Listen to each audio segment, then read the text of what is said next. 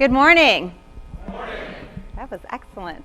So before I begin, I have to make a confession to you guys.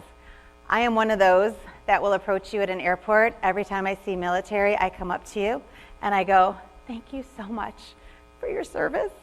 And then I cry, and I don't know why I cry. I have my master's in clinical psych, and I always try to think, like, why do you sob every time you say thank you? But here's what I think it is. You guys are the most amazing advocates. I think as a kid, my childhood, what I went through, I needed an advocate. I see you, and I'm like, oh, there's my advocate. So before I begin, just please give yourselves a huge round of applause. What an honor to be here.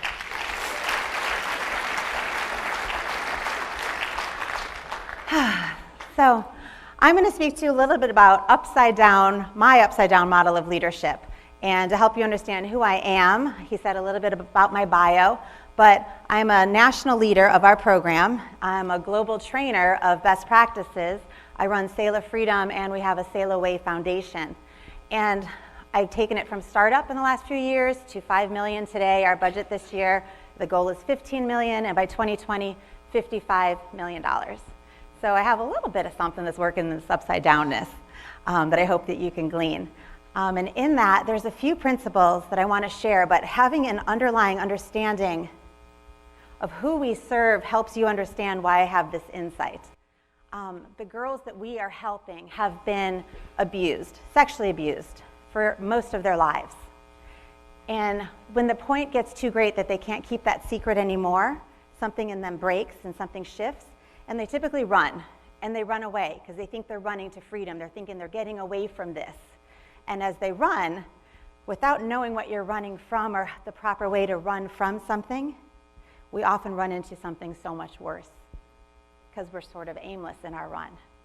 So that's part of the foundation of what I'm going to speak to, because our girls go from that to a predator that ends up trafficking them 15 to 40 times a day for 7 years. So way worse of a situation. So some of the principles that I'm going to speak to, I hope will help you understand if there's anything you're still running from, anything you might be trying to forget, not remember. Because what I can guarantee you is if we do not face it and deal with it the healthy way, the proactive way, and some of my tips will help you in a proactive way, it's going to manifest when you don't want it to. I am sure. I can guarantee you it's happened to me. And look at the news and the media today. Everything's coming out. Secrets come out. That's what happens. So in my upside down leadership model, there's just a few principles I'm going to share with you today. And they're counterintuitive. They're countercultural. People come onto our staff and they're like, okay, they say this is how they operate. Let's see if it's real. Because I came from corporate America. It's very different how we do it because I didn't like working in corporate America. It didn't work for me. So the first one, I like to call it your personal board of directors. I cannot recommend any more highly that each of you, if you do not already have your personal board of directors, that you pay attention and start thinking about who in your life you can invite into this place. And I am not talking about, I have my board of directors all day long and that's my business, but this is personal. These are people that I have chosen because I greatly respect them. And I give them carte blanche. Speak into my life. I come to them with things when they're brewing in me, not just professional, because I know that if I go off personally, there's a huge cost professionally. So everything gets, authenticity, accountability, transparency, all of that has to be happening somewhere in your life to be and stay a strong leader. And so how we set up our organization is we have 3 of us that are the founders. And in the 3 co-founders, I'm the CEO, I'm the president, I'm sort of the face, the voice, I could go off, and do something like rogue. But the beauty is that there's such a high level of respect between this trio, and we value the cord of 3 in decision making. So even if I'm all keyed up about something, I'm like, oh, this is going to happen. And they say to me, you know what? Let's pause. One of them says, I'm getting a check, or this doesn't feel right. I'll pause, and I will reflect and say, And that's rare. What we see today very often is people getting in leadership, and most of us are drawn to leadership because we're type A, we're strong, we're driven, we're dynamic, we can do it. And people follow us. I mean, there's a charismatic thing that comes to an effective leader. They're almost born with it. And the beauty of this is its humility. So it's saying, hey, I know I have some skills here, but I want a covering. I want accountability. And I thought maybe this was just unique and we were just doing it and it's working well. And a couple years ago, we had this billionaire approach us who started his own tech firm out of his garage and grew it with a co-founder. And they were named one of the only two-headed CEOs written up in Forbes magazine about how weird is this, how rare to have a two-headed leadership. And he found such success. They each sold their business and they got $4 billion each. And he's been mentoring us for the last couple of years. And in that, what you find is the ability to share ideas and not go too far one way or another. And I have a philosophy in it that I call, highly recommend this one, it's very uncomfortable, but it's called fillet of fish. Like, I will come before my personal board of directors and say, open me up, take a peek. What do you see? Am I off? Are my motives right? Am I still doing the right thing? And it gives them the ability to just, the thing is too, you have to choose people that have the confidence to speak into you. I'm strong. People will sometimes say I'm intimidating. You need to choose people that aren't afraid. I had an invitation to the governor's mansion for dinner, and I was so excited. And this is a tip here too, because if you're so excited about something that you think, oh, I'm just going to make this decision, I don't even need to tell anybody because I got this covered. There was something in me that I'm like, I know who I'm going to bring. I had a +1. I'm doing it. It's going to be fun. I'm going to show off. This is my night. And I didn't really want to tell my personal board of directors in a weird way. And when I did, they said, you know what? I think it's a little bit more strategic than that. I'm not sure this is the person you're supposed to bring. And have you ever had somebody push back on you when all you want to do is do what you want to do? But to let somebody have that voice. And you know what? It turned out if I would have brought who I wanted, the minute you walked to the door, you go this way, your guest goes that way, you don't see them all night, the first person would have been so upset. So just having that freedom to let someone speak into you. And then the second area that I highly value, we call it, it's basically like a non-compete clause, but it's within our core values, it's within our culture.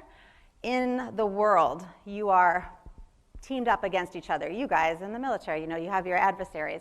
But within your team, if any bit of competition leaks in there, it is so dangerous, it is divisive.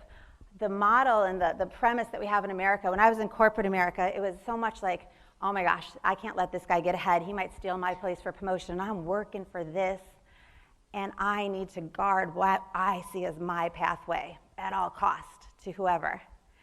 And it doesn't really work that way. What I have found to be true, and again, upside down model of leadership, that's a lie. In reality, who you are, each one of you, you're in this room because you are unique and you are gifted and you were chosen to be on this path. What an honor to be in this room. You have such a uniqueness to you that competition from somebody that's like gifted or similarly gifted is never going to steal what is meant for you if you walk in that knowing and you walk in that confidence. Many of us have been groomed to believe, uh-oh, this isn't true. Something's going to happen. It's going to go awry. Something could be taken from me. So I need to make sure I don't let this person have all the opportunities. You might not let them know about something they could step into to learn or to grow. And it's false. It's not true. When I worked in NBC, I'm from Chicago, worked at NBC Chicago. I was in my 20s then. And I always had this in me, and I don't know why. It's just part of who I am. And we had a new woman start. And I remember watching her, and she would struggle, and you'd see the guys would do their thing, they did their early coffee, and so it was just, everybody had their ways of positioning themselves. And I was watching her struggle, and I remember offering help and giving her tools and tips and this, and she's like, why are you helping me? And this was a smart, attractive woman, right? And she's like, aren't you afraid I'm gonna steal your position? Aren't you afraid I'm gonna come after what you're doing? And I'm like, no, you can't take anything from me. And what I tell my staff is, you know what? I mean, let me tell you this. What I have at Sail of Freedom, I say I have the best looking staff in America. My staff is a bunch of 20-something beautiful young ladies, early 30s. They are all in their passion. They're on fire. They're gorgeous. They're resilient. And you know what? If I was a lesser in my confidence and my knowing of this upside down value, I could feel threatened. Like, oh my gosh, these girls might rise up and the board of directors would be like, you need to move over. But it's not true, because what I tell them is, you at your best all day long. If you look at your wing I don't know what you guys call each other, but you're, what are you? You're wing guy, you know, Top Gun. If you are talking to Goose and you say, hey, I see something in you. Do you see this? And you have the ability to call out and call people higher to places that they can't even see. So many people were raised in environments where they're not encouraged to dream or to let their thoughts go bigger than maybe this is what we do and this is what we plateau at. And you have the gift to call them higher. I have so many staff members that they're like, man, I can't believe I'm doing this. You saw things in me, and it's like you just went into my brain and my heart, and you pulled me to places I never thought I'd go. I'm honored. I mean, and that's the privilege we have as leaders if we get it right. I always say, you know what? If I do everything I can to make you look good, and I do everything I can to make you look good, you at your best, it only makes me look better. There's nothing bad that's going to happen. What's going to happen is we're going to present as this amazing, impenetrable force, and we look like we are top-notch. And that's what, as a leader, I would ask you to consider. It's a little upside down, but it will serve you. And the third area of my upside downness is Selah. Selah is our name. It means to rest, to pause, to reflect. And that's not a typical reaction in leadership either. I know for myself, I am like super pushy. I'm super impatient. I am always driven. And when I have something I want to do it. But I've learned, and I've learned it more so because of my co-leadership that I have, because my other two founders are so different, so vastly different than I am, and their perspectives are different. And you know, they have taught me, because their growth was needing to step faster, speak up. You know, so they're growing this way, I'm growing this way in practicing the pause. Because have you ever gone to make a decision and there was just something in you where you just didn't feel the peace? And I believe that that's because as a leader, we all have discernment. And discernment's a gift. And if you don't feel like you have the ability to discern, which is like a knowing, like you have within you a still small voice, and you know if you're doing something that's right or it's wrong, or you're watching that person and they are good or they're bad, like you can just tell. That's discernment. But it's a muscle, and you have to grow it. You have to pay attention to it. Listen. Because it's in you, and it's so valuable, and people will watch you, and they'll respect you, because they'll say, you know what, she could have just flown off the handle there, or she could have just launched this at me, but she paused. And if you talk about that as a value, people start to see it, and you model it. And I can tell you, you will blow it, because I do all the time. And another thing we instill from the top down is ownership. Just name it. Hey, I screwed up. Man, that was inappropriate. As a CEO, when I speak that way, my staff loves it. They're like, she's so real. I'm like, I'm pretty flawed, you know? So to just get comfortable being open and honest. And so in these values, these upside down models, I just pray there's something in there that might speak to you. And if you could take a nugget, because ownership, accountability, non-compete, you know, that mentality, authenticity, and that deep, deep level of transparency, we're not operating like that today. You're not seeing a lot of leaders operating with that openness. And if you do, you're going to project something different. There's going to be something about you that people are going to look at you, and they're not even going to know what it is, but they're going to be drawn. Like, people are always like, I don't know what it is, but I'm just drawn. You'll become more alluring, I like to say. It'll make you alluring. And in that, you stand in confidence. And you're already some of the greatest leaders out there to be in this room. So it'd be my honor if a nugget, something helped elevate your already greatness. And honestly, it has been my greatest honor to be here today. Thank you.